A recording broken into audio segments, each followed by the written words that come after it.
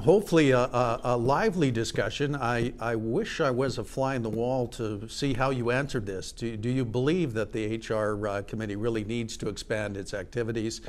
We've talked about the need for talent, leadership development, even talking about going to a deeper level, which would be an interesting discussion when you believe in, knife phone, nose in, fingers out. And then, of course, we put an additional challenge to you as in terms of emerging issues, disruptive technology and transformation of the HR group.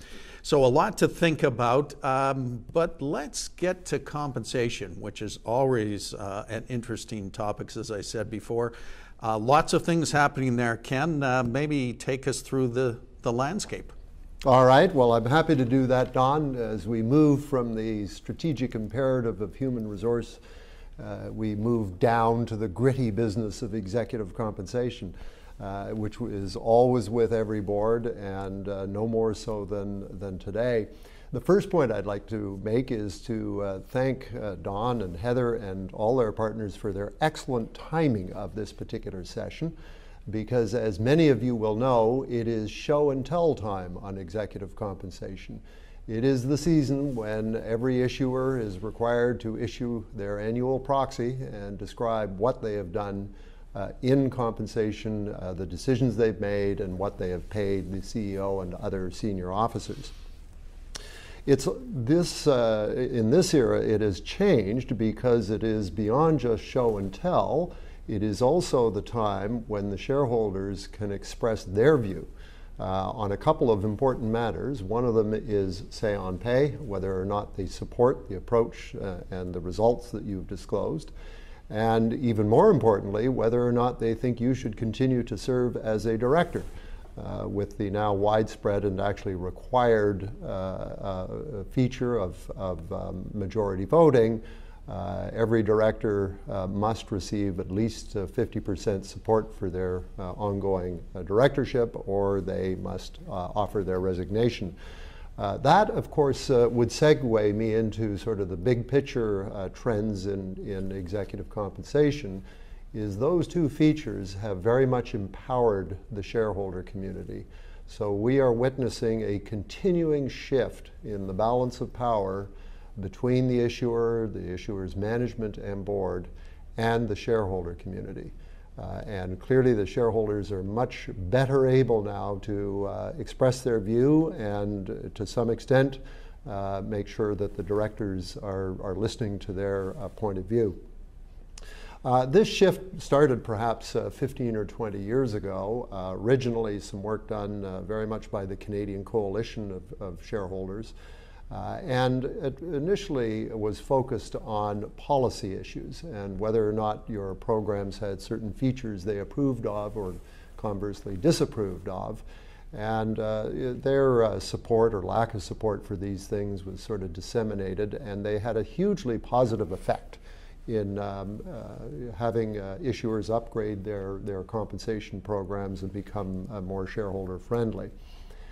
In the last 3 or 4 years, what that left undone was what is in many ways the most important issue, and that is pay for performance. And does the actual amount of pay being received by executives make sense in the context of how the business is performed? And no surprise, there's not much issue when a company is widely seen, as TD and most companies are, as performing well. The focus tends to be less on compensation, less concerns there because the company is seen as doing well.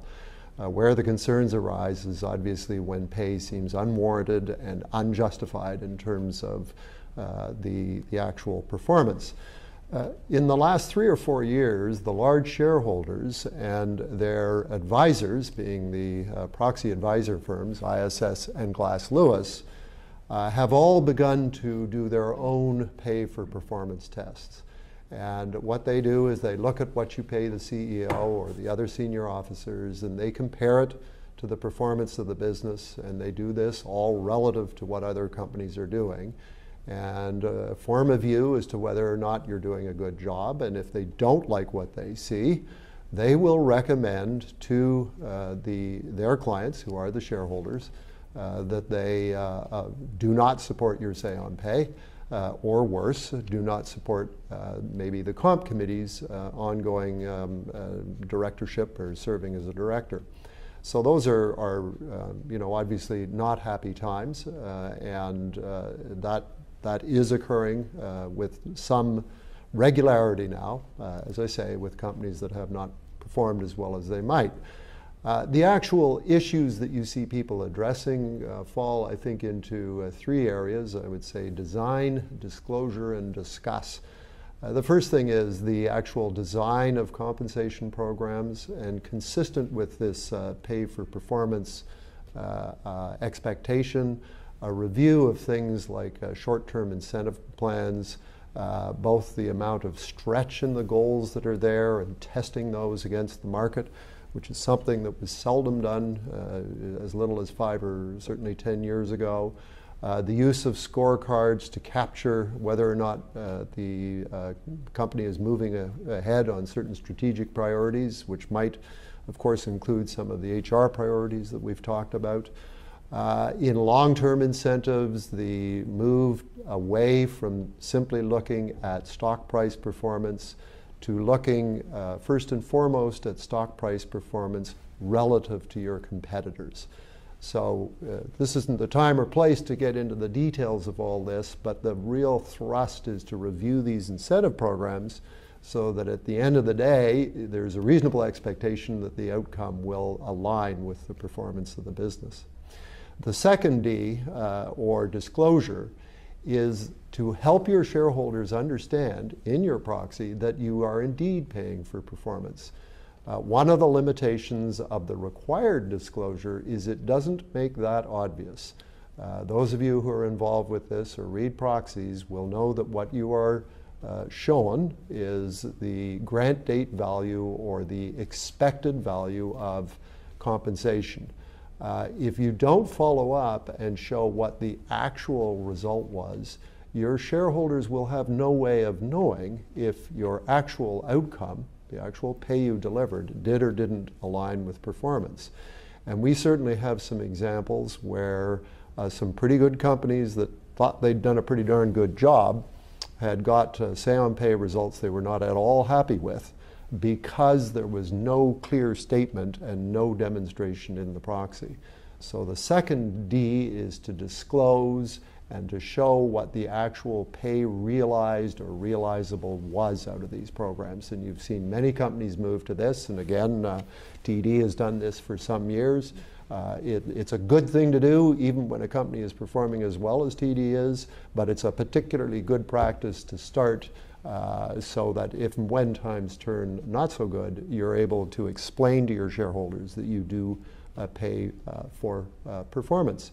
And the final D is discuss, and really the word there is for the directors, as distinct from the management, to engage with the shareholder community, to reach out, create a relationship with the proxy advisors, ISS and Glass Lewis, and do it in good times, because it's much easier to have a conversation over a difficult result with someone you know than it is with someone you've never met and don't know.